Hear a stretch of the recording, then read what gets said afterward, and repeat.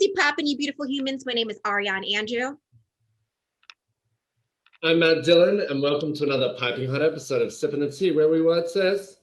Where we sip the tea and our guests Spill that tea.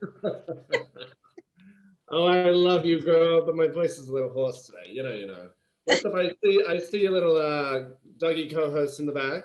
There she is. Where's Mama? She left the building. She cut and ran. It's after hours here, so we're coming at you a little after hours situation. But I'm excited because we have Case Kenny.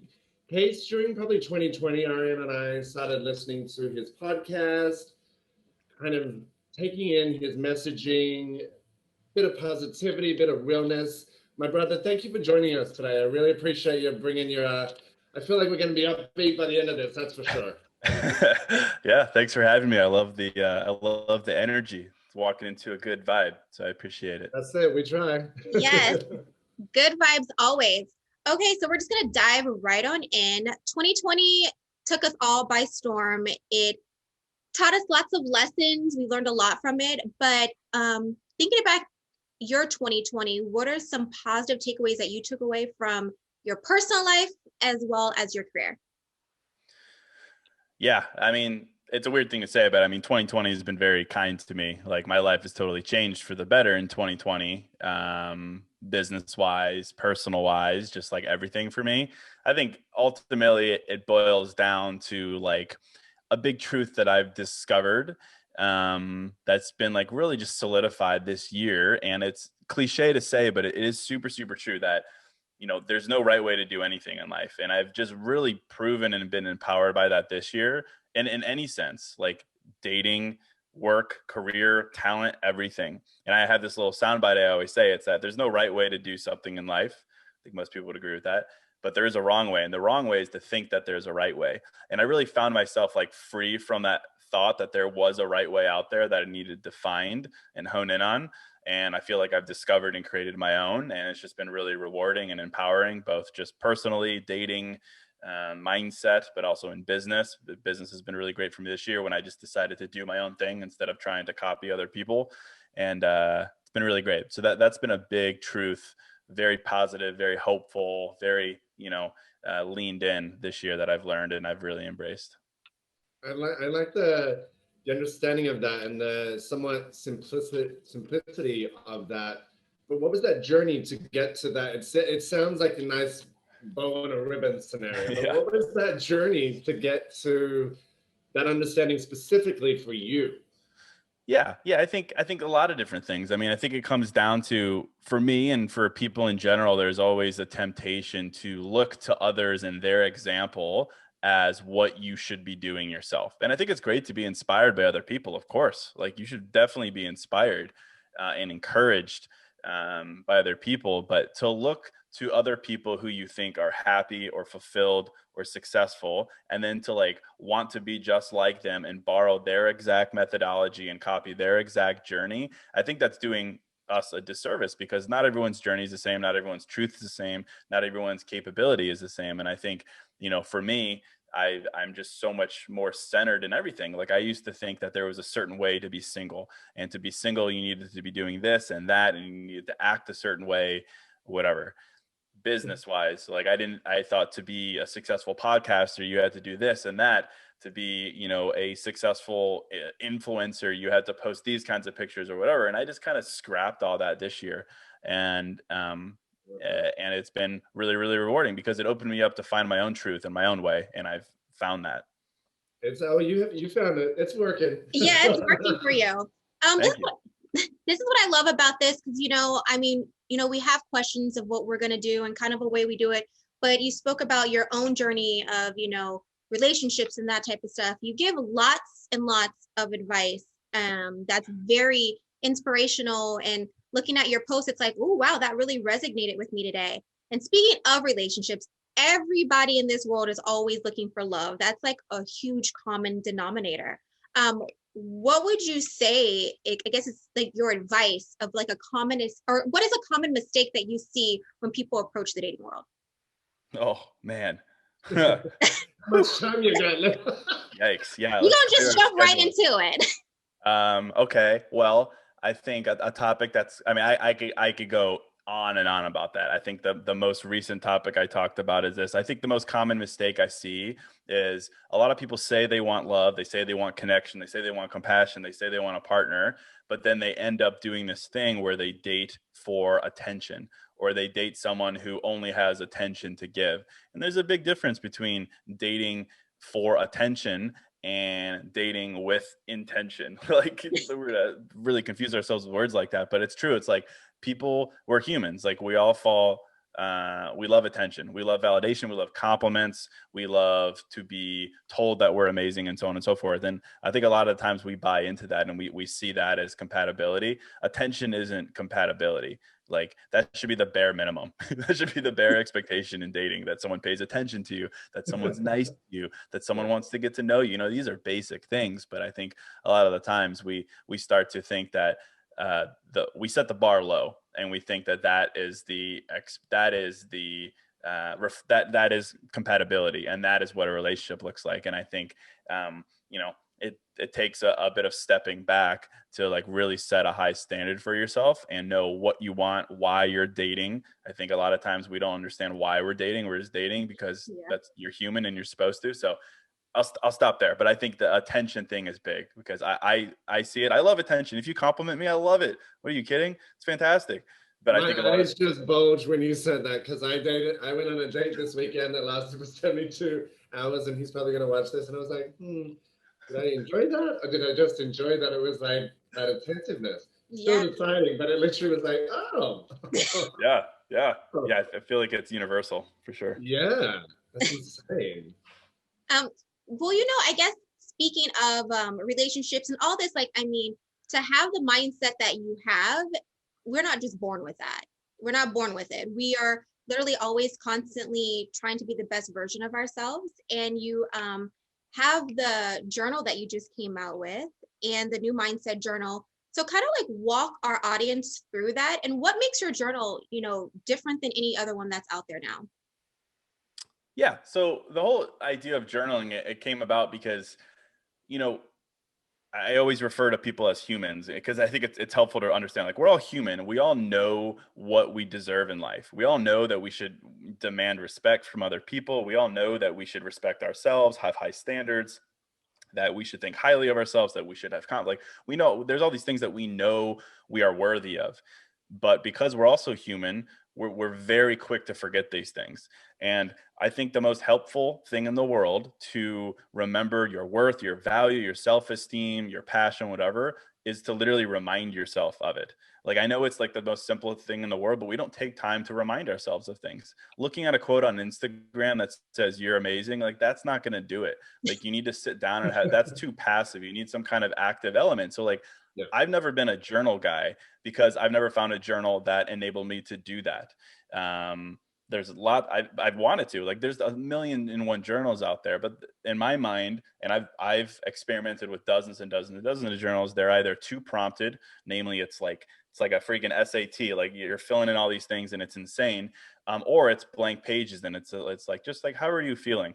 But either way, it didn't feel simple enough. It either stressed me out, or I get too distracted. Like, I've never been good at meditation, for example, and I'm not going to be able to sit down and just fill a page with coherent thoughts. So anyway, I created a journal that I think is a good mix of prompted and unprompted, that fits that need that I'm describing, which is reminding yourself of truths that maybe you've buried down underneath insecurities, hurt, pain from your past, rejection, or whatever, just to help you surface it.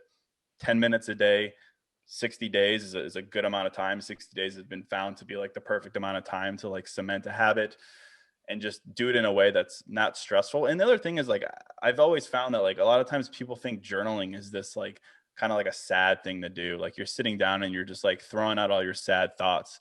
And it's like, no, well, why does it have to be sad? Can't you sit down and like vibe and like listen to some music and just feel yourself and write down cool stuff that you want to do in life and like remind yourself how awesome you are? So I just wanted to make journaling kind of cool and simple and interactive. And I did. So I created that journal. I've created 2 others. I've got another one coming out later this year. I'm all in on the journal train. Now I love it. I like that perspective, because it's like, I'm a gay man and I'm looking at that, and even I'm like, I don't know, you tap into that masculinity of like it's okay to tap into like putting thoughts and feelings and things down into on paper. Because sometimes I'm like, Ariane's like Wait, the biggest advocate of it, I the am. biggest advocate of Great. it. I love it. She bought me a journal, and I'm like, yeah, I Have you unwrapped it. started? No, no. Oh, I knew once I got it for you, you're like, yeah, thanks, girl. Called But it out. does, but I do see the benefit in it, and I do see like I can see if I probably started because it's the habit thing you mentioned, that forming a habit. It's just like swimming and waking up and going for a run, all of that kind of stuff. So in terms of creating these products, and it's very like in line with who you are and what you put out there.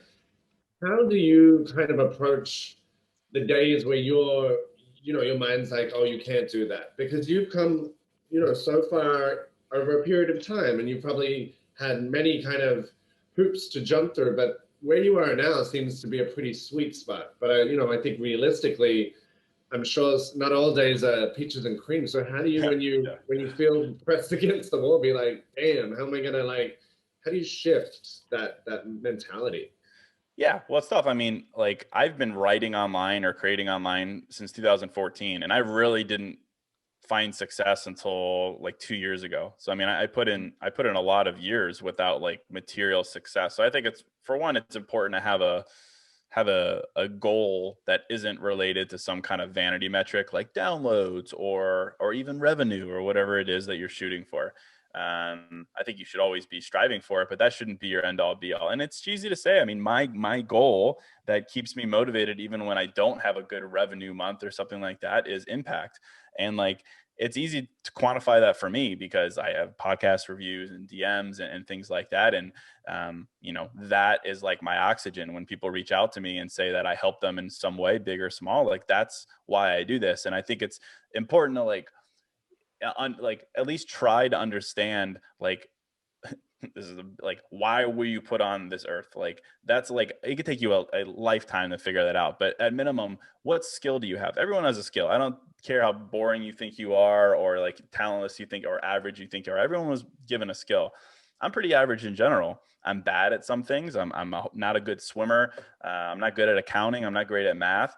But like the one thing I am good at is like simplifying things, like decisions and emotions. Like it's a weird talent. That was what I was given. And I recognize that every day, and it amps me up because I can measure it by impact. And then it's been growing and growing. But I think it's important to always take a step back and see how far you've come. It's the cheesy thing to say, but truthfully, if you do that, like you're going to realize like you're going like this, but within this, it's like this, but it's always going up. So if you're zoomed in on one day and it's down, okay, zoom back towards a month and it's still going up. So, I mean, that type of mentality, I think really can center you. But also it's okay to not have good days. Like I have bad days, Yeah. you don't need to fight it as well.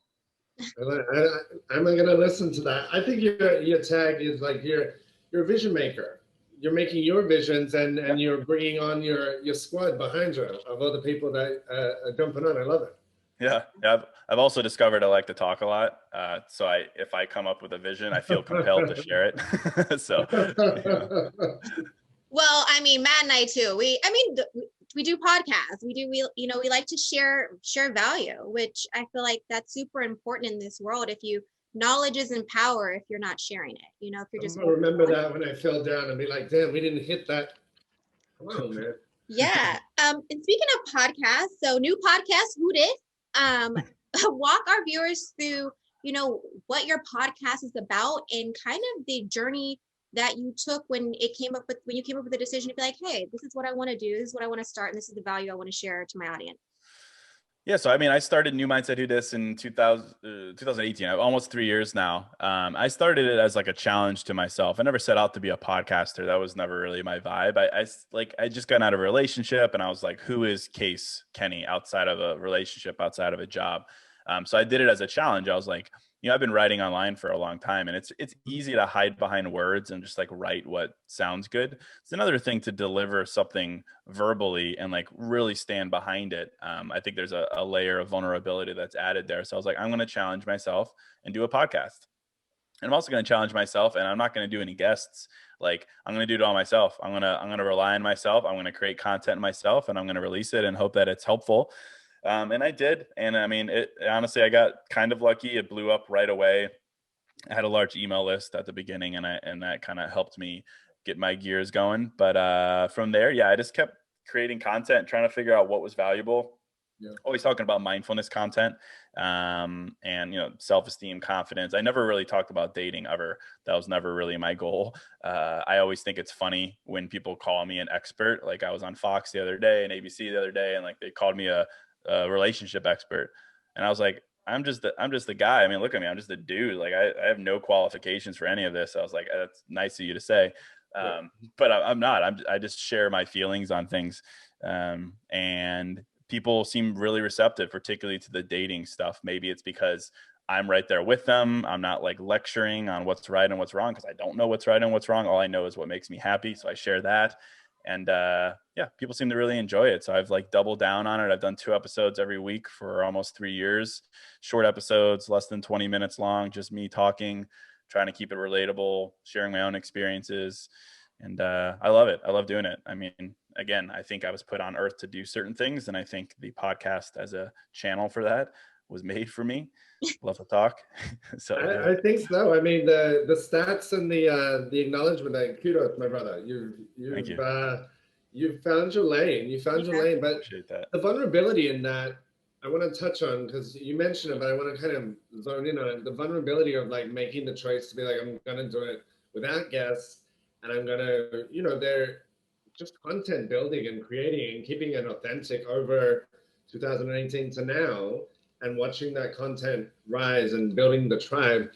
How the creation process, do you just sit down and like it comes out, or like, how do you map it out so it stays to what you're feeling? Because I think what you're connecting with people is that you're real, and you like tell it like it is, and you're packaged like that, and you don't put bells and whistles on it. You just give what you give.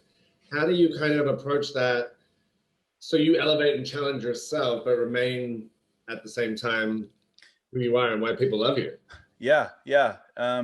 Well, I mean, I'm very stubborn about some things. It's like I refuse to do some things just because that's what you're supposed to do. Like, I had an agent for a while, and I was like, I just don't want to do this. Like this, I know that's what you're supposed to do, and are you supposed to get repped up? I know. I've had so many acquisition opportunities for the podcast. I've turned them all down. Like, this is what you're supposed to do. You're supposed to do this.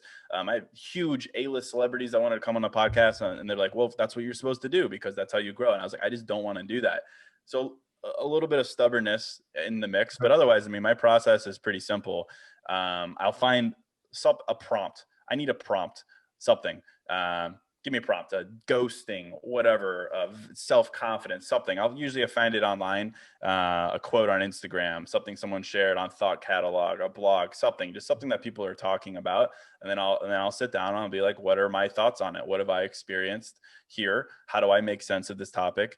And then I'll sit down, I'll put on like some really loud house music, and I'll just write, and it'll be done in like 40 minutes, like a really in-depth outline. Then I'll just hop in and I'll record it. It's like, it just like pours out. It's weird. I just get in that kind of flow state and I just do it. But yeah, I mean, I've done it for 3 years, never missed an ep. I love it. I mean, that's something to be like super ecstatic about, because there's so many people out there. I mean, Matt and I have heard it where everyone's like, oh, I want to get into the podcast space, or I want to do this, but they don't realize like it's not short-term gratification, and it actually takes time and energy, and you have to be consistent every single time and always put your stuff out. You can't do it once and then, just be like, oh, well, let me just try in a few weeks to make it happen. So that's super dope, for you to say that and for people to hear that, because I think people need to hear that more, that it's not just, oh, let me just throw shit against the wall and see if it sticks. Yeah. Especially after this pandemic, because everybody wants to do something. They're like, I'm going to do a podcast because they think that's the easiest thing to do. Yeah. During the pandemic, everyone's like, I could do a podcast. I'm like, well, let us know when you hit 100 episodes, and let me know when you hit 2. Like, consistency is king, I think. Yeah, it's true. Yeah, I mean, thanks for saying that. I mean, it's true. Like, I would never want to discourage anyone from trying, but it's a grind. Like, it is like I honestly, I think that becoming a successful independent podcaster is probably the most difficult thing you could do. And that just comes down to the nature of podcasting. It's very difficult to discover podcasts. The way that you discover a podcast is word of mouth, or you have an existing following. Like a celebrity starts a podcast. Otherwise, like you don't discover a podcast like you discover someone on Instagram. Like it's very difficult. So you got to put in work. Yeah. True. Well, you have your hands into multiple pots, and I see that you do music. So let's talk about a little bit about your music, when you got started with that, and kind of what's your inspiration when you're coming up with your songs. Yeah, so I've always been I love house music. Like, just I love was it. like, he's like, this is, yeah, okay. That's all I listen to. I mean, it's like annoying. Like my friends are like so annoyed with me because that's all, like, I literally don't listen to anything else, and like they're annoyed with me. Go to every festival, always obsessed with that. I grew up playing music. I grew up playing violin and piano, pretty classic stuff. But over the years, I mean, I've progressed into making like very simple beats for the purpose of overlaying meditations on them. That, like, I never aspired to be like a producer or like an artist on my own. I love playing other people's music. I love combining other people's music with my audio, and I love creating like my own simple beats and music and kind of 125 BPM house music type vibes for myself, because I love it. Because I mean, some certain things make certain people feel a certain way, right? And for me, it's like house music makes me feel like vulnerable and open and powerful and confident and these kinds of things, and it just puts me in a certain mental state, and I love it. And I also am incapable of loving something or enjoying something and not trying to create myself. Like I'm very hands-on. If I like something, I'm going to want to try it myself. Like, it's always been that way. So I love house music. I'm like, I should probably create some myself. And I think I do. that's bomb. That's like in terms of I guess you and in terms of everything we do, it's like the pandemic was like, well, we're gonna learn how to edit, cut, interface, all of that. It's like I was like, that's super cool. That's in a way, I would, if somebody was looking to you, and the fact that you have so much relatability, and this is a broad scope question, how would you get somebody on their journey to, I guess, fulfillment? Because the word success is quite broad, but the inner fulfillment, like start them on a path, not to podcast, not to this, just to on a path to like get going somewhere, wherever it is they want to go. Yeah, I think about that a lot. I mean, I think being happy in life, being successful in life comes down to this idea of fulfillment. Right. Fulfillment is basically acknowledgement of why you're on earth and why, how you're capable of leveraging whatever skill you've been given in a way. And that doesn't mean you need to become a millionaire. It doesn't mean you need to become a top podcaster. It doesn't mean you need to be some creative, talented person. I think it does come down to creating. Like, I think everyone is capable of creating something. We're not talking about an LLC or a painting. Like, creating to me is just you're creating something from scratch. And that could literally be in the form of support for someone else or empathy, practice towards other people. It's like everyone has a talent. It's not something necessarily that you do with your hands. It could be done with your words. It could be done with how you make other people feel. And I know that's a really cheesy thing to say, but I really fundamentally believe that everyone has been given something that they can give back. You could call it giving back even, but I call it creating. You create from zero. There's nothing more fulfilling in life than to create something, whether that's to create a change in someone else's life, to inspire someone else to do something, to support someone who's never been supported before. Those are all things you're capable of doing. And I think that's what makes you fulfilled in life. Because if you're good at it, then you'll find a way to make money from it, and then you'll be financially successful, and so on and so forth. So, I mean, I think there's many different ways to slice and dice that, but I think it does come down to creating impact and giving where you can.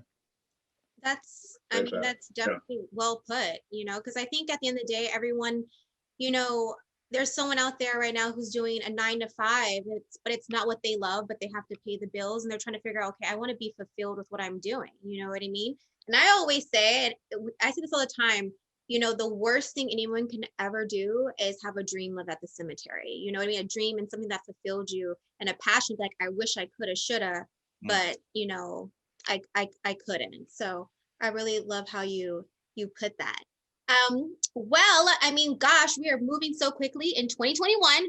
I'm like, wasn't it just the new year? What can your fans and your audience expect from you for the rest of the year? Yeah, that's crazy. I really struggle with the fact that it's March almost of 2021. That makes me sad. Makes my head I've spin, got, really. I'm like, Wow. Yeah. yeah. Yeah, no, lots of exciting things. So I'm doing a bunch more music collabs. I create my own music, but I prefer to collaborate with other artists and musicians. Like I work with a lot of DJs and producers, and we're putting together some music, which is great. I'm also coming out with some more journals this year, which are very different and very cool, and it's gonna be unique. And then I've got another company that I'm launching probably near the end of the year. That's it's also very unique. I won't say what it is yet because I don't like to talk about things until I've done it. But I'm very excited for it. I'll just say that it's really cool. It's all mindfulness. Like it's just bringing mindfulness to life in different ways. I've done it with music. I've done it with journals. I've got another concept. It's going to bring it in in a cool way. So I'm excited. Love that. I think you've definitely found your way, and like there's a lot of people in your mind that have your mindset, garnering the fact that you have all these amazing people, your tribe now following you. So I think you've hit something on the head for sure, and the way you present it. So kudos, brother, for sure. I appreciate that. Thank you. Lots of love and light. Yeah, I'm excited to continue to like watch your journey, because even how I stumbled up on, it's like how the algorithms work on Instagram. Like if you're really into one thing, then it brings up people who like are aligned with what you're aligned with. So it's always. I'm gonna get myself one of the journals, and I'll stop. I'm gonna try his journal. Oh, I looked into a journal, girl. I was like, oh, girl, that's a lot of work of a morning to do. It's 6 minutes. It's just what it is. 6 minutes is it's changed my life. So I always just say, someone has to be open and receptive to wanting to do something. You could just plant the seed, and it's up to them if they want to, make the seed grow. So, I love you for it. Okay, before we wrap up, we're going to do some quick rapid fires. And when I say rapid, please make it rapid. People leave us like storybooks as we do it. So it's like the first thing that comes to mind. I got it. All right. So if your house was on fire, what are the two things that you're grabbing and escaping with? The two things I would say: laptop, because that's everything that I write. I've got all my writing on it. And then I would say probably my watches, as lame as that sounds, but I collect watches and they mean a lot to me. So I'd grab those. They're all compacted into one thing, like shit. Yeah, I would just throw them in like a pillowcase. Yeah. Who's the last person you texted? Let me get that tea ready. Come on now. Get it popping. It's a group text. My buddy Mike and Matt, we're gonna go to dinner tomorrow, so we're just roasting each other right now. Obviously. Okay, that's cute. I love that. Name one fun fact about you. I majored in Chinese and Arabic in college. I studied those for 4 years. I lived in China, worked at a law firm. It doesn't usually compute because I'm a 6'3", very Caucasian looking guy. So it's interesting. That's pretty dope though. I didn't expect that at all. Yeah. I love that. Last one, Matt, you want to wrap it up? Let us go with, if you could have a superhero power, what would you want? Superhero power. I don't know. I usually say like reading minds. I just think that would be so useful. One, for what I do, but two, it would cut down on miscommunication. It'd be super easy to understand people. If you use it for the right purpose. Exactly. Yeah. Let me tell you about it.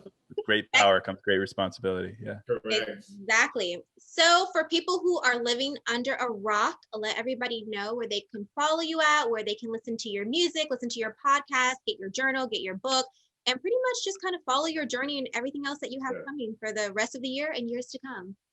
Yeah, thank you. Appreciate that. It's case.kenny on Instagram. All my links are there. The podcast is called New Mindset Who Dis. newmindsetwhodis.com is where you could pick up any of my journals. Yeah, I appreciate that. Appreciate that plug. Where can everybody follow you at, Matt? You can follow me at Matt Dillon 1983. And what about you, girl? You guys can follow me across the board at Ariane Andrew. And of course, follow Sippin' the Tea TV show on Instagram, and it's Sippin' the Tea TV1 on Twitter. Of course, you can catch us on YouTube, Roku app, and the whole nine. And if you're more of an auditory person, you can catch it on all digital streaming networks available. And until next time, we will catch you guys same time, same place of another episode of Sippin' the Tea TV show. Yeah. Me and you.